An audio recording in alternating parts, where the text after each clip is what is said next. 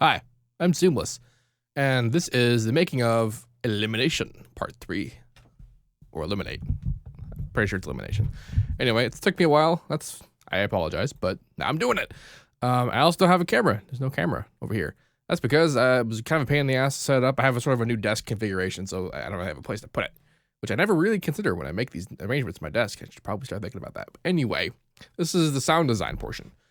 The first two parts. The first part was the elements and arrangement, where I kind of identified what each individual part was and why I arrived to having done so. The second part was mixing and mastering, which for this particular one was quite astounding. If you haven't seen that one, I suggest you go and look at that, because lots of weird stuff were done on this track, experiments that might be cool. And this one is about sound design, where we're going to identify each individual object, and we'll talk about how I made it and how you can make it yourself. So let's begin. Let's begin.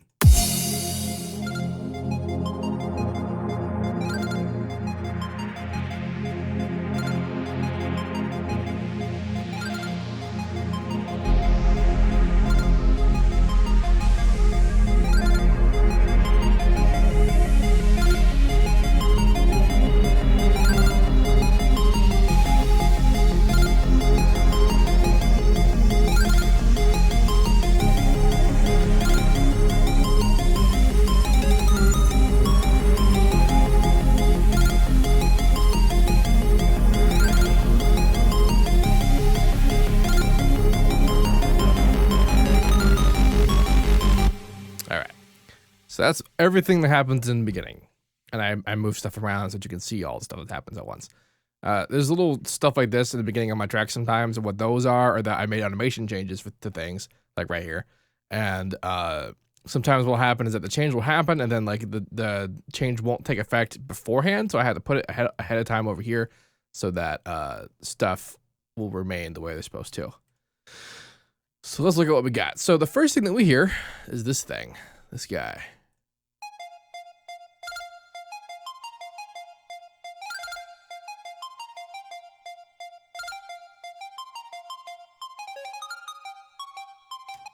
You might be thinking, oh my god, the lag. How is your lag doing this? And if you didn't look at the part 2 of the series, you might not have known that there's a lot of delay as attributed to things that are happening in the master channel. It's not because of the video, it's not because of the recording, it's because of this particular file that has a lot of delay. All right, so this guy was sort of a popcorny kind of lead thing. Like most things that I make that are short, I utilized it in Harmor by using the pluck knob. I don't think I changed the pluck shape. Nope, so the pluck shape is the way it was originally.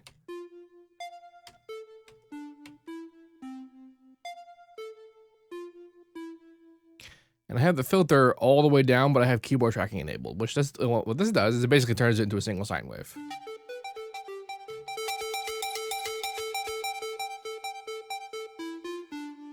The reason why it doesn't sound like a single sine wave is because I'm distorting it heavily. There's also 9 voices, so it's kind of spread out a little bit. The prism shaping doesn't really matter for the individual note here. I think what I did originally is that I did that, and I might automate this volume or this filter throughout the song, but I don't really know. Well, we'll see. You know, as time progresses. I have delay and reverb on, and maybe just EQ going on in the actual the channel itself, which is going on the side chain, which is going on the master. With no effects engaged, this is what this sounds like.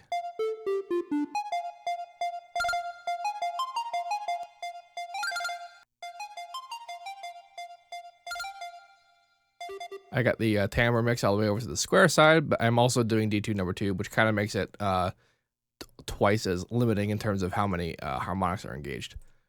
What's going on in the prism, actually, when I do have it engaged,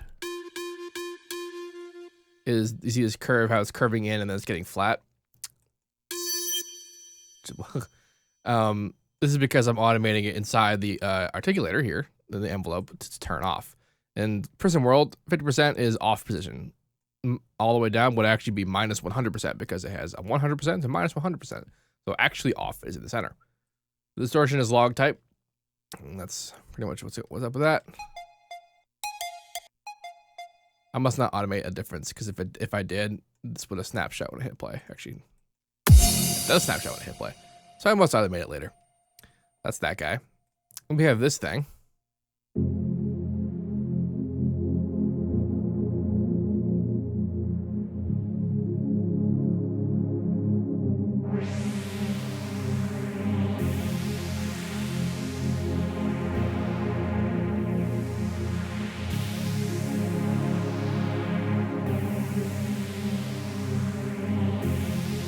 So there's all kinds of stuff happening with this. This is a big old pad thing I wanted to make to have a nice airy sort of textual background. This has both A and B engaged. However, I'm really using more A than B. That's a B sounds like.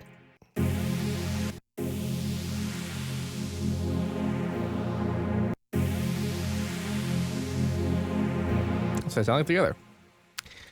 So as you see, I went to the effects and I turned off this. I turned the low pass filter all the way up so that we can hear it. But in the actual project, I automate the filter up and down through one of the automation clips. It's one of these guys. I don't know which one it is, and probably this one. Yeah, 25, which it probably wasn't 25 when I first made it. It might have been 23, and then I moved it over 25. It doesn't change. It doesn't update the name of the automation clip when you do that. So that's something to keep in mind. I have pluck engaged, but only a little bit. And what this does is it creates that falling very slowly.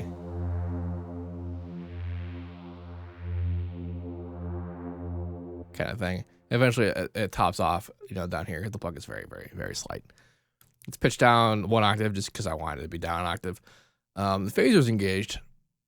And am I doing anything to the phaser? No, but I am doing something in the global EQ on part A.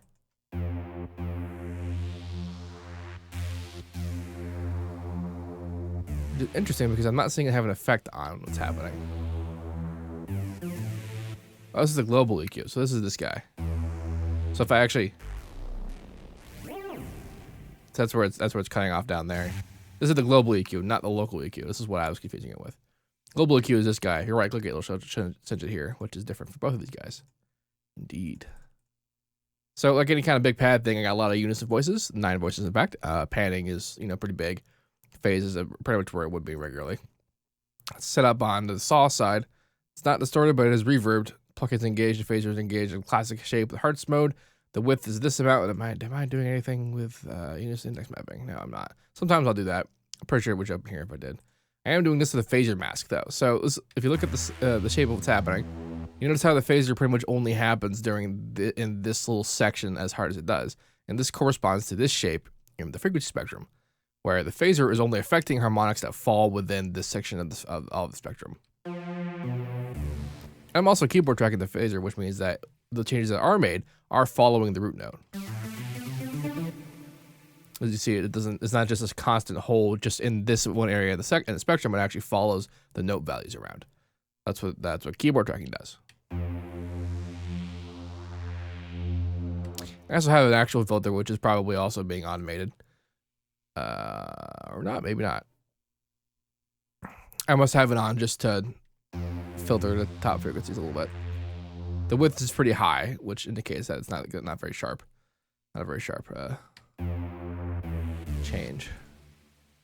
Well, let's see. I have LFOs engaged on filter 1 and also filter 2. Filter 2 is a band stop. Now they're kind of parallel. They're not 100% parallel. As you can see by the configuration of this guy here, which determines what kind of parallel versus what kind of serial relationship. It's not quite obvious by looking at it what's happening. If you look at the Harmer manual, it'll show you what the different positions mean. And because I even off the top of my head, I don't really know. In fact, let's go look. This guy. So here's all the positions where it tells you this position is all filter 2. Here's parallel. Here's all filter 1. Here's filter 1 like serial, and then there's all serial.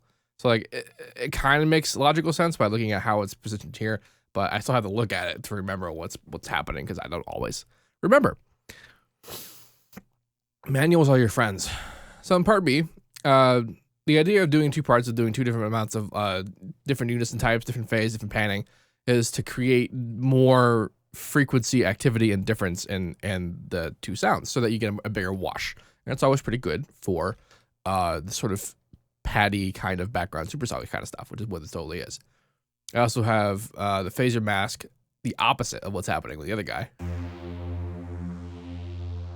You can see these tiny frequency changes down here. There's only a couple of harmonics out here, so it's a bit hard to say I also have the depth on a little bit and the speed really fast on the vibrato, which is active, which is not active on the other side.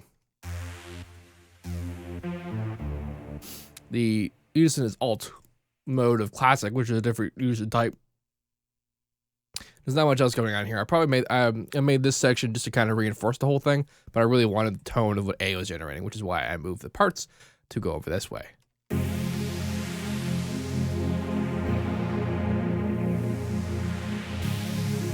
That's all going into a filter, and that's being EQ'd very slightly.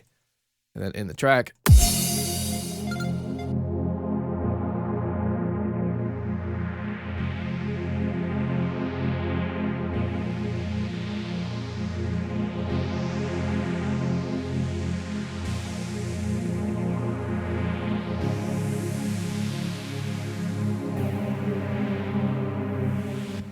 that one's a lot of fun. And then we have this dude, which we cannot hear because I have it soloed. It's also very filtered right now. Let's solo it.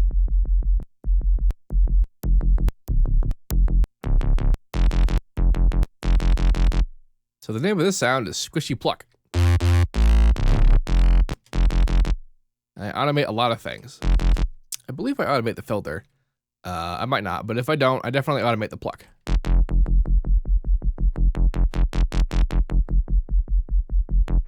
Which can have a similar effect. As you also see here, I'm automating the unison pitch thickness, which is this guy, from all the way up to all the way down. Which has that effect, because if I didn't have it on, it would have that effect. So a little bit of the squelchiness is not coming just from the pluck, but also from the activity of the unison. It's being distorted, albeit a little bit slightly. It's being slightly distorted. The harmonic unison pitch window is creating this sound, which also is contributing to the squelchiness. This actually is pretty much where the squelch is coming from. The pluckiness coming from the actual pluck. Then it's being EQ'd a lot with a lot of high end. Because being even a little bit plucked means that the high end is pretty much almost gone. It's also being low passed. Because I didn't really like how the higher frequencies sound. Now, what you might be thinking, well, if you obviously wanted the EQ to be pretty sharp on the high frequencies, so why did you do that when you have this down? Well, it's because even though this is pre-distortion, is why that answer exists. Because I don't want these high frequencies, so I got rid of them, but distortion of the lower frequencies creates higher frequencies, and I wanted them. So that's why I EQ'd this all the way up.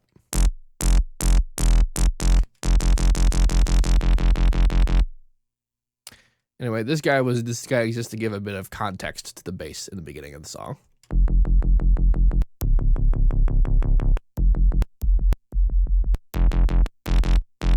That could be pretty cool. We have this guy, which is an ARP,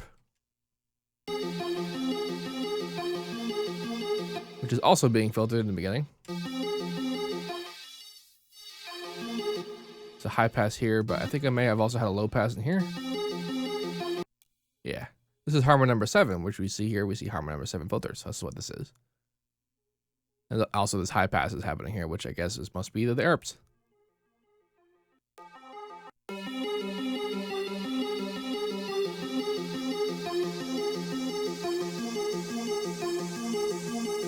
So this guy's a little bit different than how I usually do ARPs. Normally when I do ARPs that are, like you make them by going into the channel settings window and then engaging arpeggio over here. However, this time I decided to actually manually write the ARP because I had a particular pattern in mind.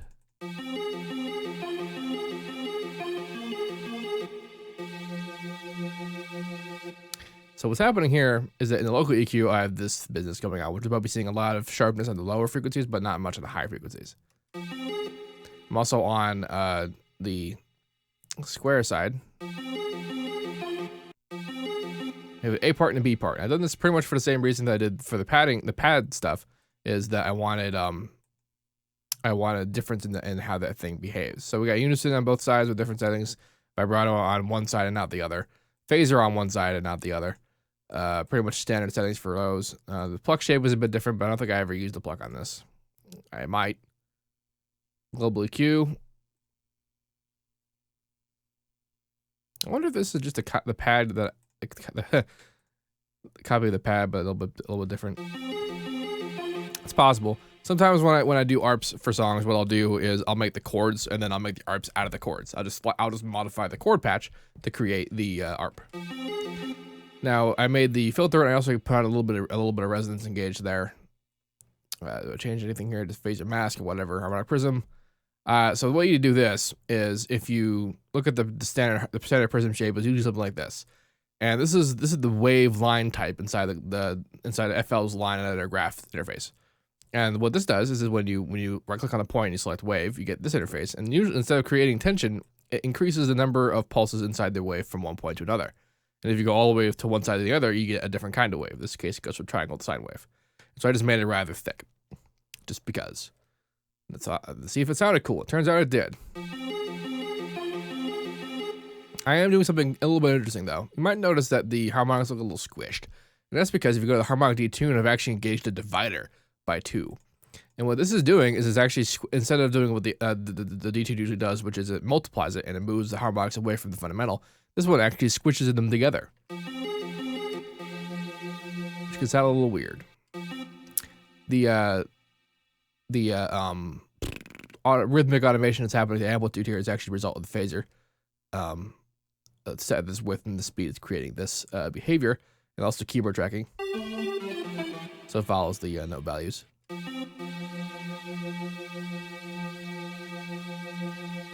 That's what the phasor is doing. And we saw the phasor mask, which was giving us the protection in the higher and the lower frequencies. And then part B. Let's go on part B. Not a lot of anything. Part B is mostly here for the reinforcement again, just kind of like the other one. The local EQ, I'm doing almost the opposite to kind of like make them fit together.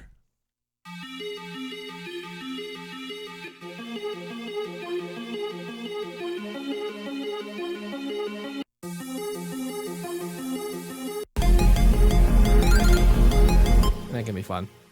Then we have this thing, which is just a big old sonar blast. This is more or less just a sine wave with like one extra harmonic engaged. And the local EQ, you can see very tiny amounts of that, and it's like it's plucked. Which only happens very, very, very slowly.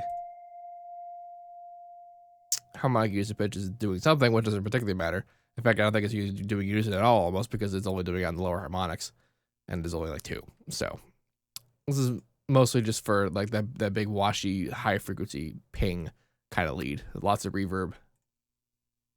I'm using the convolver for this. Public swimming pool. This is the one of the impulses you get out of this. And that's the one I decided to use. It sounds like someone played the sound inside an empty swimming pool, which is kind of awesome. I use that to accentuate the high frequency lead elements.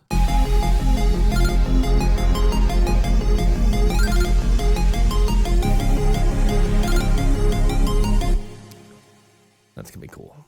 That's gonna be cools. So all these guys are pretty much everything that we just discussed. And then the first new element that we get are some risers. And I believe I cloned. No, this is part of that, yeah. So we get some risers.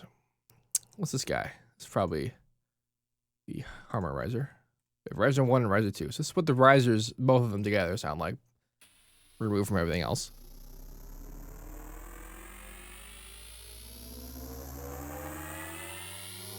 Can be pretty cool. There's the FM riser.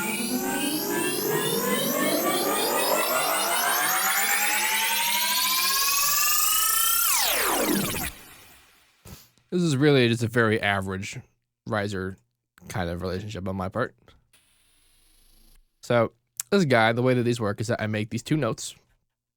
One very low, one very high. This high one is a slide note, which makes it so that it slides up. And then it slides way back down in the very last second, which is a cool effect. Let's look at the actual thing itself. I'm automating a lot of things.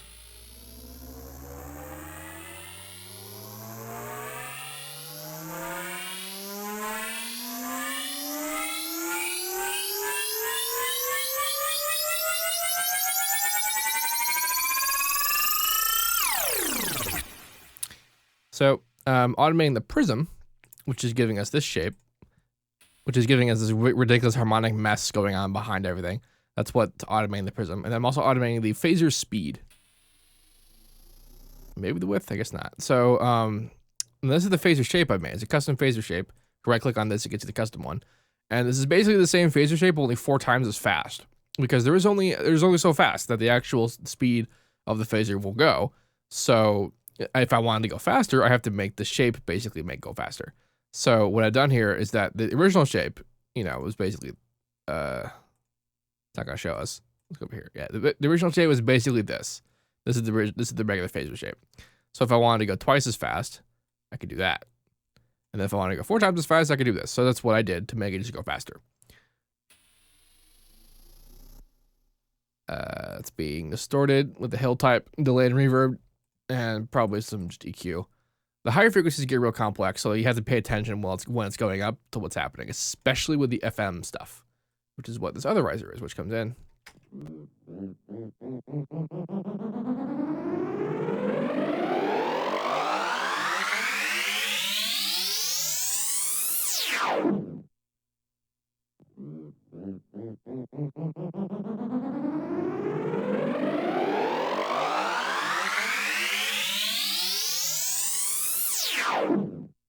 There's a little bit of aliasing going on in that sound, and that's actually on purpose because aliasing sounds cool sometimes. So this one's got some EQ, some chorus, and delay just to make it sound different. And basically what's happening is that I have a sound that starts off at a pitch, and then I'm increasing the amount of FM, and it's usually pretty slow. And it starts off slow because what I do is I automate the pitch as such. And so you'll start off very low pitch. Now, not only does it increase in pitch when I manually increase the pitch, but when I also create the slide notes, the whole thing increases in pitch, which also increases speed. So the speed is increasing in a bunch of different ways, which are creating a lot of different calamities. And so that creates the overall increasing like speed ramping whippiness.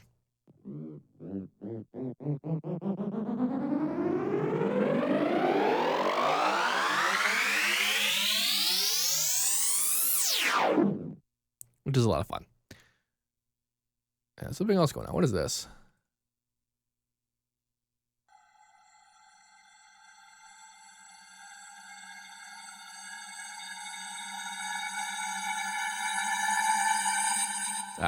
This is a riser that I made out of for my track Tachycardia. And what this is it's actually a sample. What sample is it? FX Piano Nightmare. If I go to FX, not this one. SFX, is it here? FX Piano, yeah. That was the sound. And what I'm doing is I have unison engaged and a time offset, kind of like this. So when I play a note, that's what it's gonna do. I'm also doing the pitch riser. I have the detune engaged and a whole bunch of unison. It's just kind of screwing around with the sample.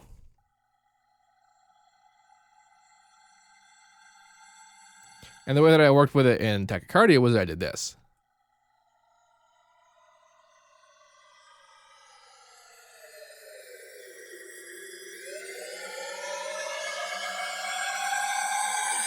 Which might sound familiar. However, I didn't want to actually automate that this time because it sounded pretty much identical to the one that I used in Tachycardia. So I just did a pitch kind of thing and used it as a textural augmentation to the rest of the things that are happening here. And what are you? This is another remnant of Tachycardia. This is the accidental monastery patch. That's what I call it that, because with the particular notes and particular reverb, it sounds like a choir.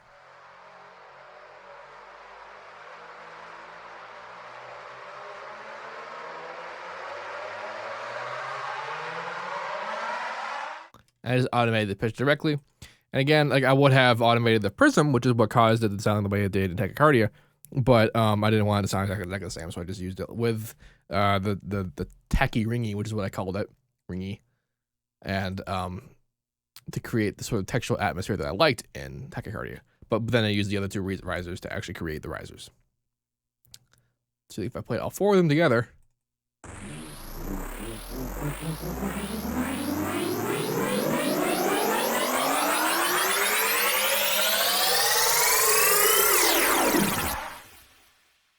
that sound like.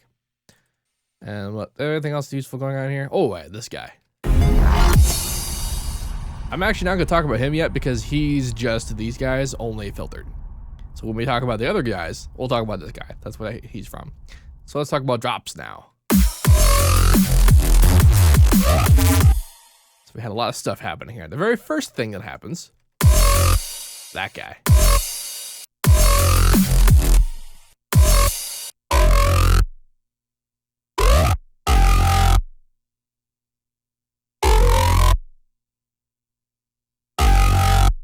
I've actually done a how to base about this sound just because I couldn't wait for it to come out for you to talk about it.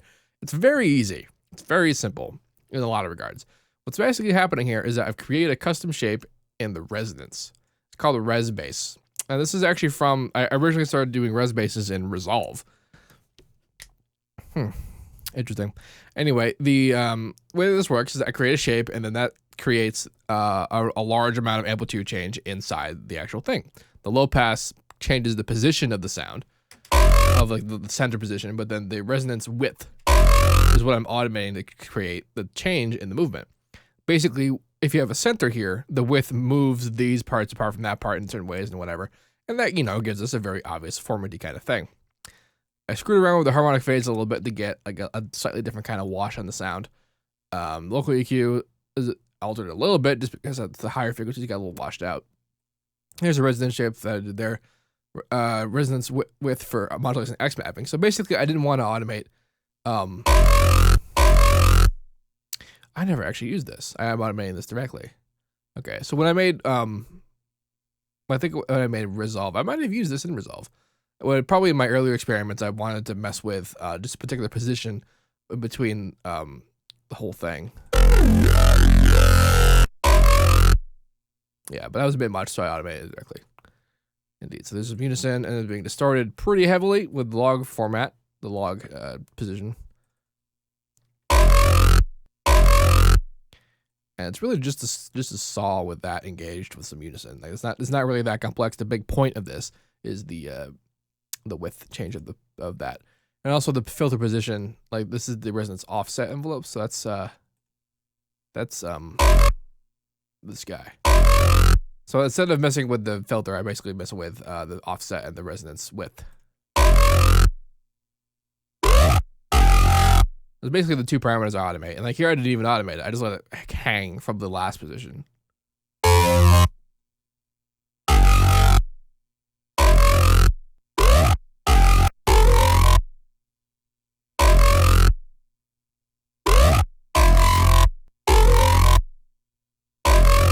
And that's the main bass for the song.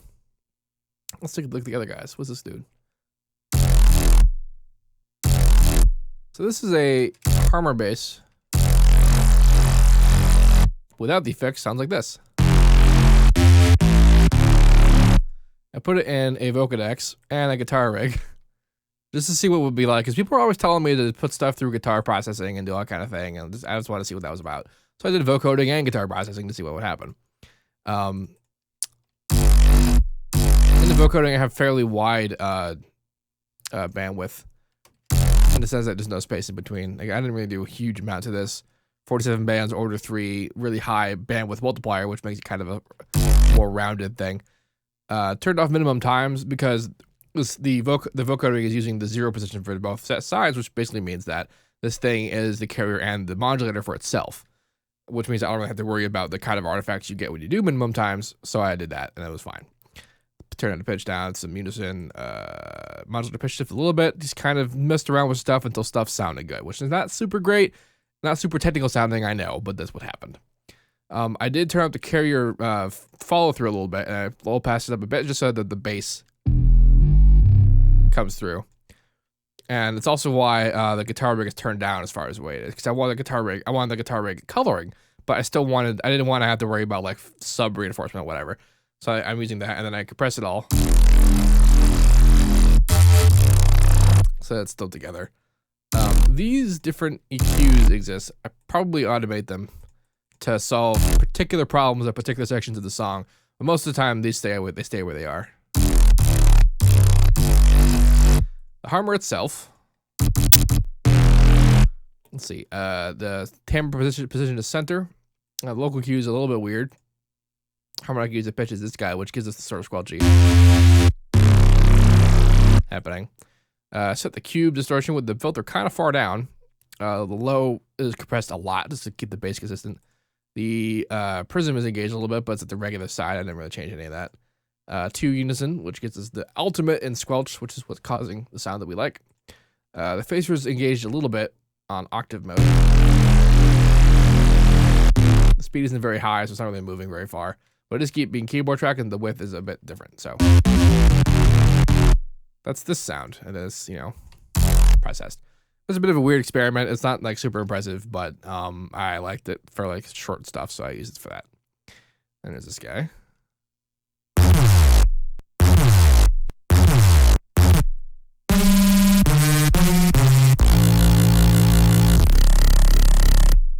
This is it's called level A1, but this is descendant of one of the original phase verbs. What this is that I have the phase detune, or the harmonic detune set up to be about 1.05, which creates just the slightest wobble in the sound as a result of phase cancellation, which is why I call it a phase verb. And I have some unison engaged with the difference in the higher frequencies, which give us the squelch.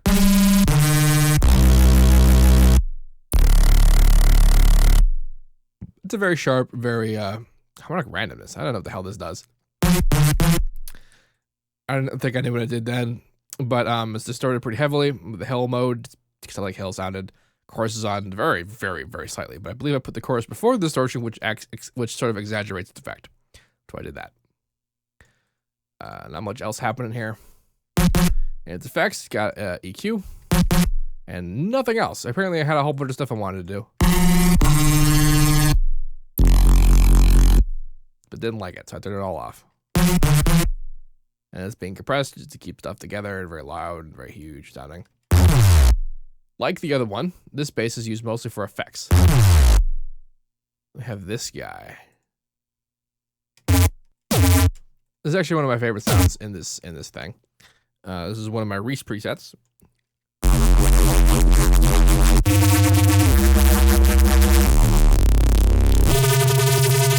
I just like that a lot. So the primary movement is a result of the unison, just the regular unison, and then I have this unison window engaged. So a lot of the higher frequencies are actually stable, and so the lower frequencies is just very fast. If you go to local EQ, the low end is pumped up a little bit, so that means that the effect of the bass sine wave in the distortion, because it's being distorted, is a bit exaggerated, which gives it that kind of rounder sound.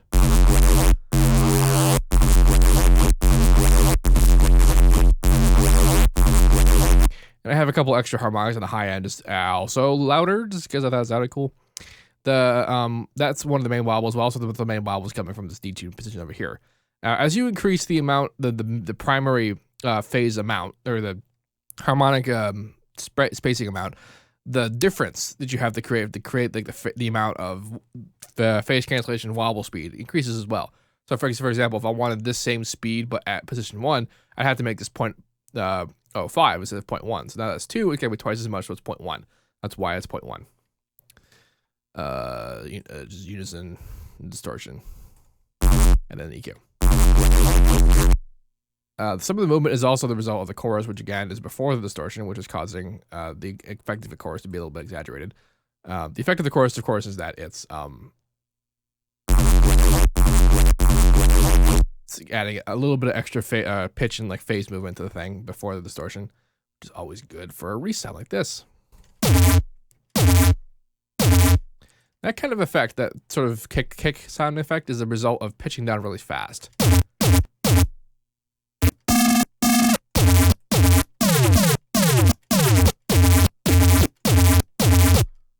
So that's why I do that, because it sounds neat.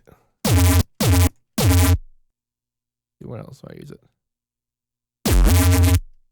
That was more of the kick. It's so good sounding. What was the other one? That's this guy.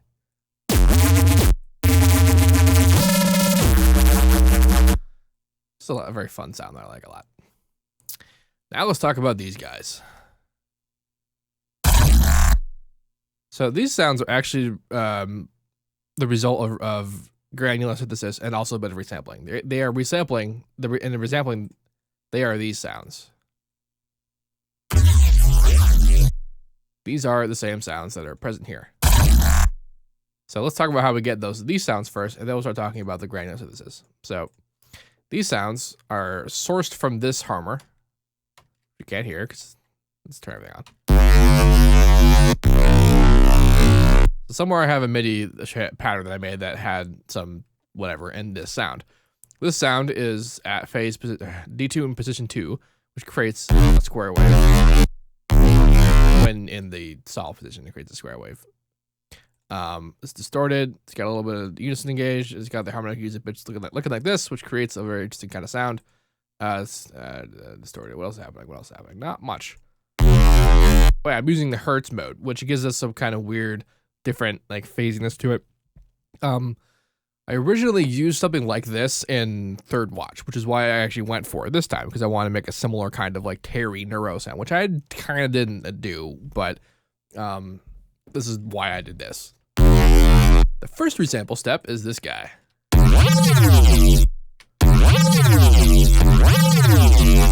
So we got a little bit of unison engaged, a little bit of prism. Actually, more unison than I usually do, but if you go to the unison pitch thickness, not only is it very diminished than usual, I'm also automating the actual pitch thickness amount, which is kind of unusual for the kind of resampling that I do.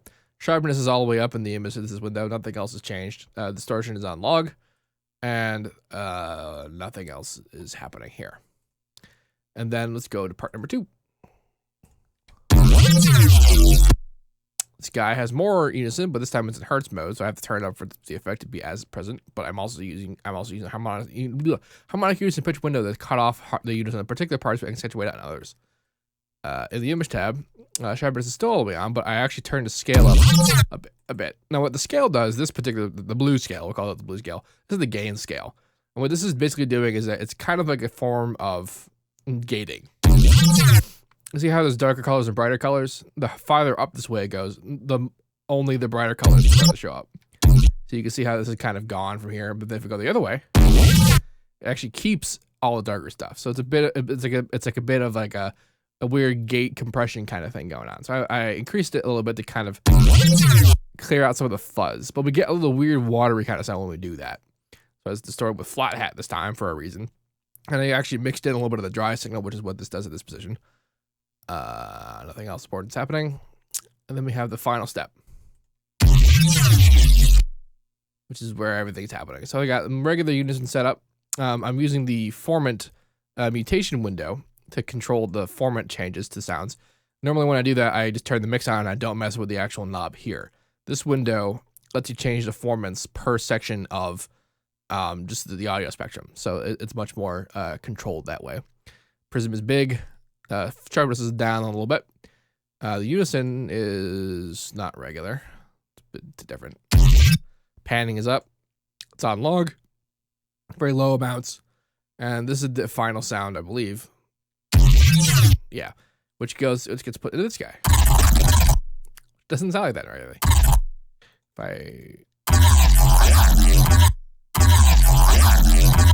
Those are some of the original sounds. So now the parameters that we mess with when we make automation for the granular synthesis.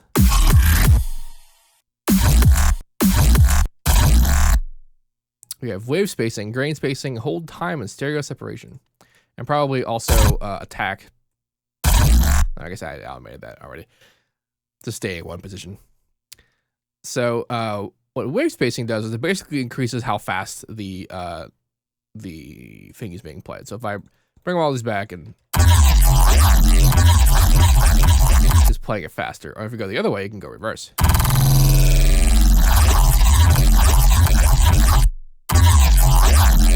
Grain spacing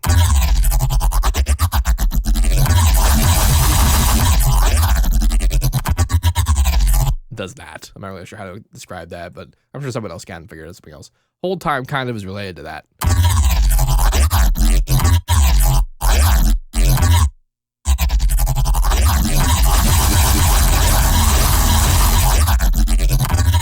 And there's panning. Now, what panning does is it basically switches from left to right every individual grain. What's a grain, you might ask? The grain is every individual little cut you just heard there. That's what the panning does. So I automate these 4 guys, basically. And I put a note down, and I kind of just dick around with it until I get something I like.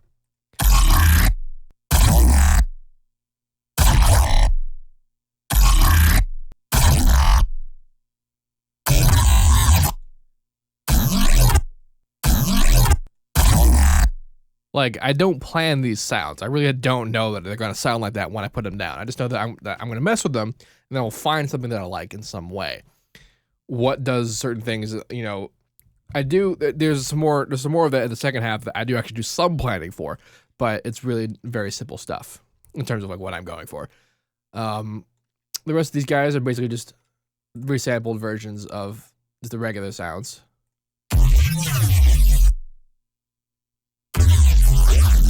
That's one of the ones that I used in the granulizer. I believe that's every sound that's happening here. Yeah. So now let's get to the melodic bit.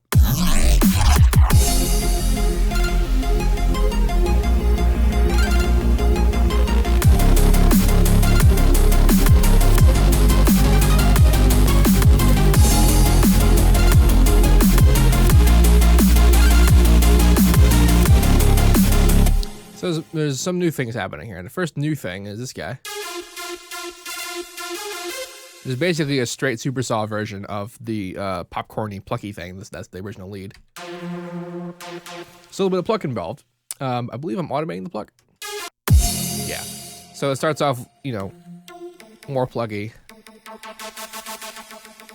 That kind of thing. There's only one side. There's a little bit of vibrato, big amount of unison, big deal. Phase shape was weird just because I had no real plans to do anything cool with that. Like, I just wanted to make a really basic supersaw kind of thing to go over the lead of this part.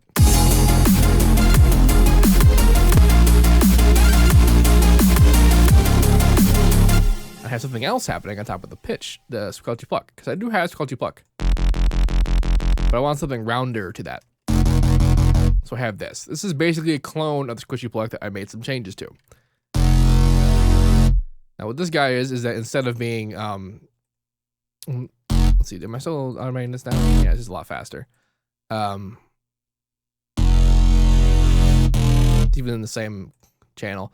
So there's the regular pluck. It's regular pluck in the terms of like the timbre. Like, it's not that just one thing that just change everything, but making it more square made it rounder in this regard.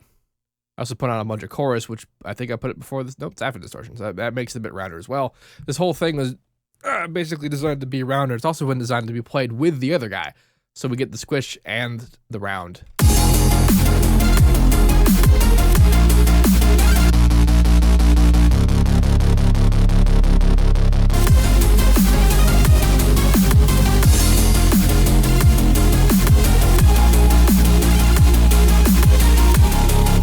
Yeah, this guy.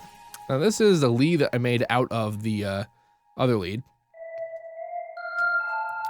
Like this guy is the regular lead, which is all just pingy and, you know, sonar like, and then this guy is a version of that lead that it's a bit sharper and more, you know, noticeable because it's again more lead, and it also is more stable,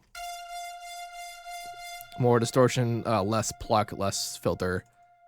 It's called lead 3.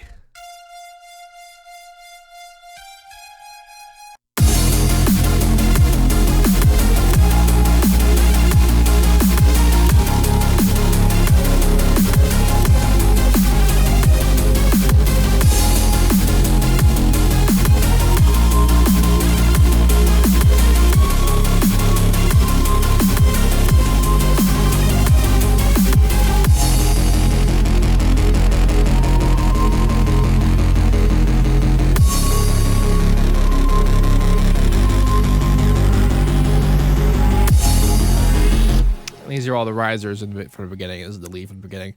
We're repeating a lot of things that we have done, but now there's some new things that are happening in here. So this is the drum and bass part.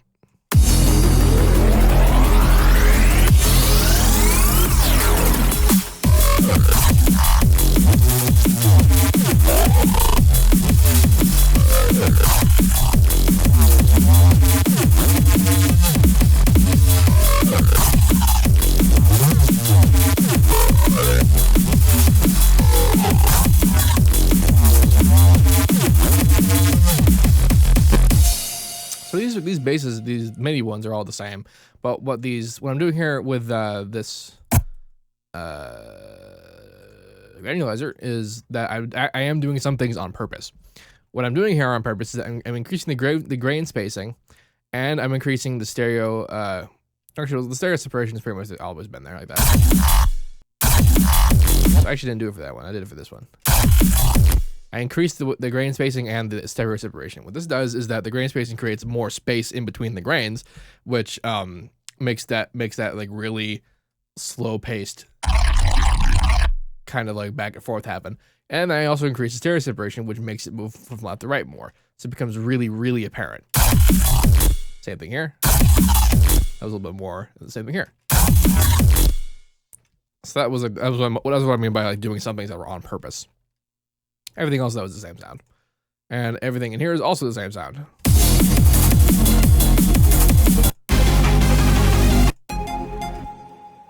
And that is it for this track. We have done every single thing. If you have any questions about any of this, let me know. And as usual, have a nice day.